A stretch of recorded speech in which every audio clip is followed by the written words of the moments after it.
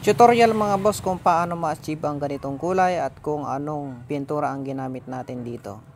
So ituturo ko sa inyo kung paano magpintura. Ito nga pala mga boss ay size 8. Ito yung kanyang horn, tapos nandito yung kanyang racket.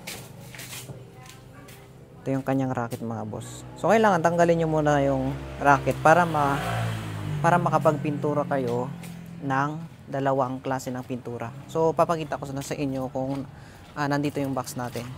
Ito yung paglalagyan natin ng fiber bullet natin mga boss. Ayan. First coat pa lang yan mga boss kasi second coat pa yan. Ayan. Tignan nyo naman yung resulta ng ating first coat. Ayan. Second coat pa natin para mas lalong maging maganda.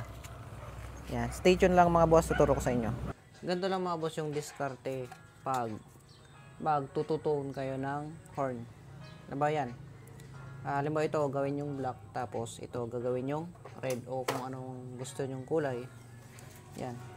Una mga boss, primer muna, tapos papatungan nyo na ng black. Matte black lang yung ginamit ko dito kasi kapag yung tawag dito yung gloss, may kita yung mga pangit sa tignan kapag gloss yung nilagay nyo dito kasi hindi masyadong finish yung ating horn. So, kailangan flat black ang ginamit kong pintura dyan mga boss. Itong boss nila, flat black. Maganda itong mga boss.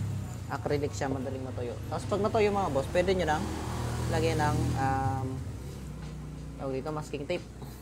Yan, tapos ito lang diskarte nyan mga boss. Unahin nyo muna itong linya niya. Para kapag magpintura kayo sa loob, pantay na pantay talaga siya. And nandito yung mga bullet natin. Red din.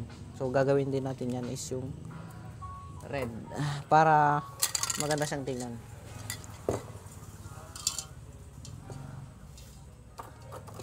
Kapag magpipintura kayo ng red mga boss, huwag nyo nang gamitan ng white kasi red naman siya na mali yung pagkabili ko dito sa pintura na to.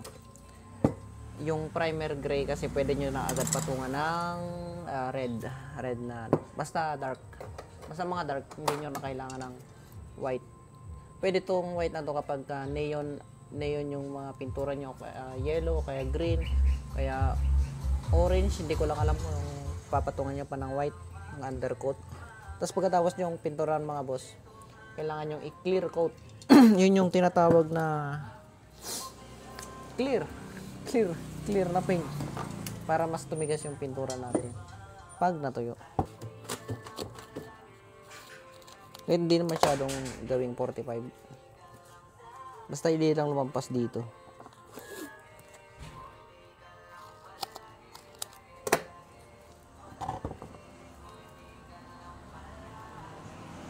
Yan, nasobra naman. Basta pa slanting lang siya. Yan. Ay, kulang. Putik.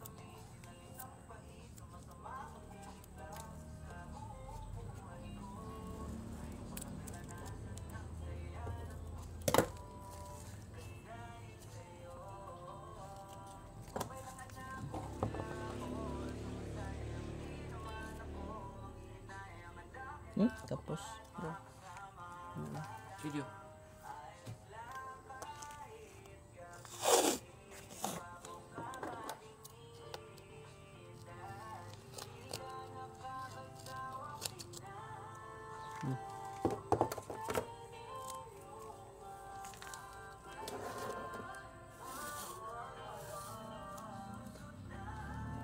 yan siya.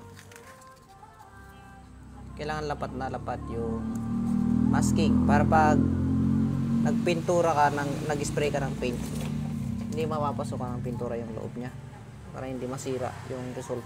Kasi pag napasukan yan mga boss ay automatic uulit ka.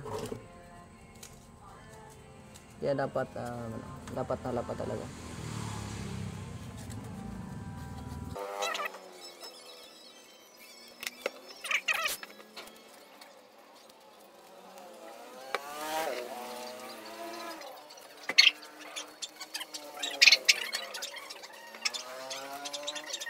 Ayan siya mga boss. So, pipinturahan na natin yung kanyang loob. Gamit tayo dito ng red. Depende sa gusto nyong kulay. Yan ang pagpipintura niya.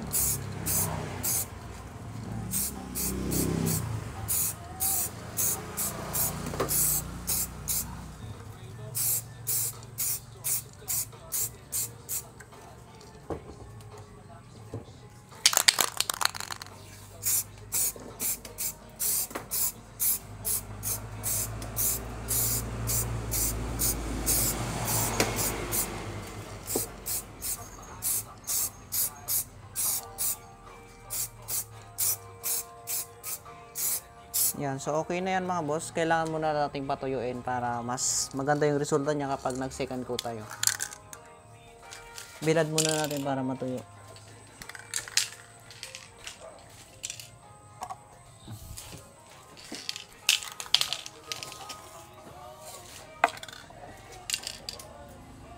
Ngayon siya mga boss, bilad muna natin. Tapos kapag meron pang hindi na lagyan ng pintura ay pinturahan lang para malinis. Ito na siya ngayon mga boss. Yan. Pwede na nating bakbakin yan. Kasi tuyo na. Yan. Pero dahan-dahan lang baka madama yung pintura natin. Yan siya.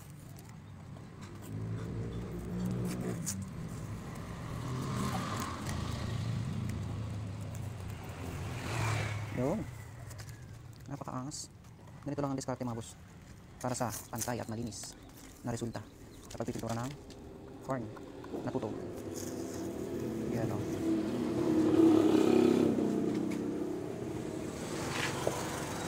Siya mga boss o. Napakaangas. Sheesh.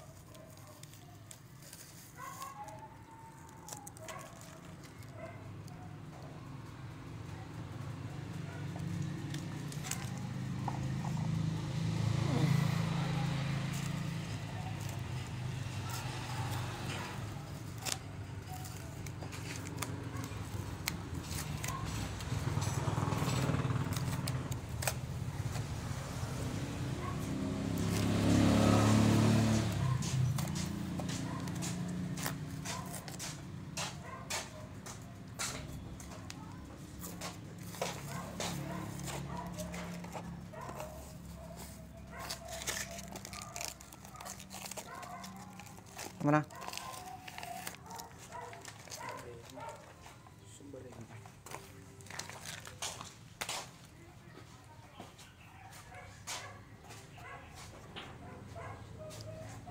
Napakaangas. Kung gusto niyo yung bumili ng ganitong horn mga boss, meron dyan sa comment section. Ilalagay ko yung link nandyan sa comment section natin mga boss. Yan. Luzon, Visayas, Mindanao, cash on delivery yan mga boss.